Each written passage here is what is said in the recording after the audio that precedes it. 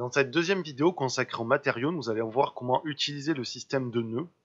Alors pour ce faire, on va ouvrir la fenêtre Shader Editor. Voilà. Et donc on se retrouve ici avec notre système nodal. Donc pour travailler les matériaux, les nœuds, donc on a le matériau, la fenêtre Shader Editor. On va utiliser aussi le Workspace Shading qui va nous permettre de travailler des matériaux. Alors que ce Workspace, il fait quoi? Il a un explorateur de fichiers, une fenêtre pour gérer les UV et les images. On verra dans la vidéo sur les textures ce que sont les UV. On a l'autre fenêtre de matériaux et on a notre vue 3D pour voir à quoi ressemblent les matériaux qu'on va éditer. Et donc de base, il est configuré sur l'affichage DevLook avec des sphères d'aperçu, de réflexion et d'éclairage. Donc je vais repasser Suzanne en mode objet. Et on va voir comment travailler les différents matériaux avec les nœuds. Alors je vais augmenter un petit peu la fenêtre. Je vais choisir le matériau Suzanne 1 pour le vert. Et on va voir comment fonctionnent ces nœuds. Alors, de base, quand on crée un matériau, on a le shader, donc ici qui est principal, et on a un nœud qui est material output. Donc globalement, là, ça va fonctionner comme ça. On va avoir des entrées qui vont aller dans le shader et le shader va sortir sur le material output, donc la sortie du matériau. Alors comment fait-on pour ajouter des nœuds? On va utiliser le menu Add. Donc ici on a des sous-fenêtres avec Input pour les entrées, Output qui ne contient que le material output, et Shader qui va contenir tous les shaders. Donc on va pouvoir en ajouter autant qu'on veut et pouvoir les mixer entre eux au besoin. Alors ce qu'on remarque ensuite sur les nœuds, c'est qu'on a les mêmes paramètres que dans l'onglet Materials, à la différence qu'on a ici des entrées, donc qui sont symbolisées par ces petits points, et sur lesquels on va pouvoir venir brancher d'autres nœuds. Alors on remarque qu'il y a plusieurs, plusieurs couleurs d'entrées, donc on a des entrées jaunes, des entrées grises et des entrées violet-bleu. Alors les entrées jaunes, elles vont correspondre à des entrées RGB. Les entrées RGB, c'est quoi? Ce sont des couleurs ou des images.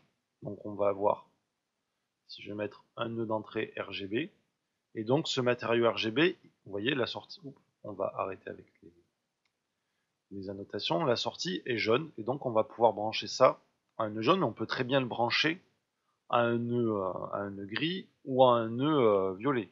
C'est juste que ce ne sera pas forcément bien interprété. Ensuite, on a les entrées de type valeur, donc qui sont les entrées grises. Donc les entrées de type valeur, elles attendent soit du numérique, soit du noir et blanc. Alors, on peut avoir donc, comme je disais, des entrées numériques avec des nœuds du type value. Je vais pouvoir brancher là, par exemple, tout à l'heure, on a vu le métallique. Donc le métal, c'est soit du 0 ou du 1. Donc on peut utiliser le nœud value. Donc de 0, c'est pas métal. 1, c'est métal. Alors quel est l'intérêt, me direz-vous, d'utiliser ce nœud value? C'est qu'on va pouvoir, si besoin, le réutiliser avec d'autres matériaux. Si par exemple je veux mixer deux types de métaux et pas m'embêter, deux types de matériaux, deux types de shader avec des métaux et pas m'embêter, ben je vais prendre ma valeur et la brancher sur les deux matériaux. Ok? Donc, c'est du noir et là c'est une valeur, mais comme je vous dis, ça peut être aussi du noir et blanc. Donc je vais amener du RGB. Donc de base, le nœud RGB peut nous sortir du noir ou du blanc, puisqu'en fait, ici si on passe en vue HSV, donc Hue Saturation Value, la value correspond au niveau de gris, donc 0 étant du noir, et blanc étant du 1, donc le logiciel va interpréter ça comme une valeur. Et donc là c'est pareil, je peux m'en servir sur plusieurs matériaux. On dit que là si le matériau n'est pas métallique, il est totalement rugueux.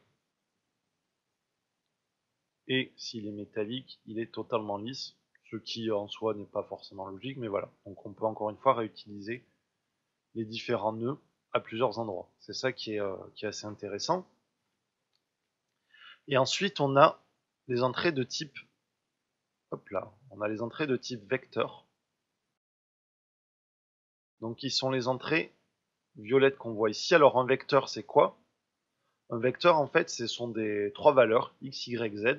Donc vous voyez, dans le monde 3D, on fonctionne dans un univers avec un axe z, un axe x, un axe y en tant que coordonnées.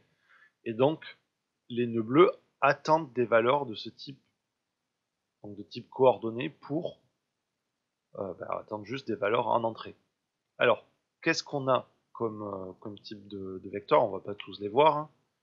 Mais si je prends mon input, ici je vais prendre le nœud géométrique qui correspond donc à la géométrie du matériau, et on voit qu'il n'y a que du bleu quasiment. Et donc par exemple, on a le vecteur ici position. Hein, le position, donc c'est les coordonnées x, y de l'objet dans le monde. Donc on va le voir ici. Donc là, mon objet de base en x, il est à 3. Je vais tout mettre en 1, comme ça on va bien comprendre. Et on va l'isoler aussi pour ne voir que lui. Voilà, donc mon objet est à 1, 1, 1, ce qui devrait correspondre. Donc si je sors, je vais prendre un convertisseur pour séparer les différentes valeurs. On va utiliser un add-on qui s'appelle Node Wrangler. Voilà, là qui est déjà activé. S'il n'est pas activé, il va nous permettre, le Node Wrangler, en appuyant sur CTRL et Maj, d'afficher, enfin de prévisualiser les sorties. Donc là, vous voyez, si j'appuie sur Maj et CTRL, je prévisualise le X, là le Y, et là le Z. Alors, on va plutôt mettre à 0, 0, 0. Voilà, donc à 0, on voit que... Ah, j'ai pas mis. On va masquer lui aussi. Donc on a notre objet. Donc tout ce qui est en dessous, là on voit sur l'axe Z, tout ce qui est en dessous de 0, c'est noir, donc ça correspond à une valeur de 0. Et tout ce qui est au-dessus, c'est blanc, donc ça correspond à une valeur de 1. Là, si je bouge mon objet vers le bas, vous voyez qu'il va être totalement noir parce qu'il est en dessous de 0. Sauf un petit peu la tête.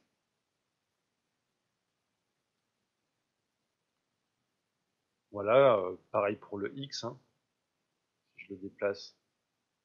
Donc ça va pouvoir nous servir pour plein de choses. Et voilà, donc on voit que ça sort trois valeurs. C'est pareil pour les normales. Donc les normales, en fait, sont la direction de l'objet. On voit ici qu'il est comme s'il était éclairé en vert sur l'axe Y, comme s'il était éclairé en rouge sur l'axe X, et comme s'il était éclairé en bleu sur l'axe Z. Ok? Et donc on peut également séparer ces valeurs, hein. Donc ici, on voit la direction X, là la direction Y, et là la direction Z, et c'est totalement indépendant. Et donc on va pouvoir utiliser ces vecteurs pour paramétrer certains éléments. On va pas utiliser cela, on va surtout se servir de ce nœud, de ces entrées vecteurs quand on verra les textures. Voilà, donc ça c'était vraiment la base pour utiliser les matériaux. Donc pour récapituler, hein, on a un shader qui pointe vers une sortie. Cette sortie, on peut dire que c'est utilisé pour le moteur cycle Eevee ou pour les deux. Donc ça veut dire que vous pouvez paramétrer vos matériaux pour les deux moteurs, c'est-à-dire en avoir un par exemple Eevee qui va servir à la prévisualisation, et ensuite quand vous allez faire le rendu, vous allez le rendre avec Cycle, et il n'y aura pas besoin de paramétrer plusieurs fois le matériau. Donc on peut avoir par exemple plusieurs outputs, hein. Si je sors un output ici, donc celui-là va servir avec Eevee, celui-là va servir avec Cycle, et pour Cycle on veut dire que je vais avoir un shader qui réagit différemment. Donc, hop, on va prendre un nœud principled.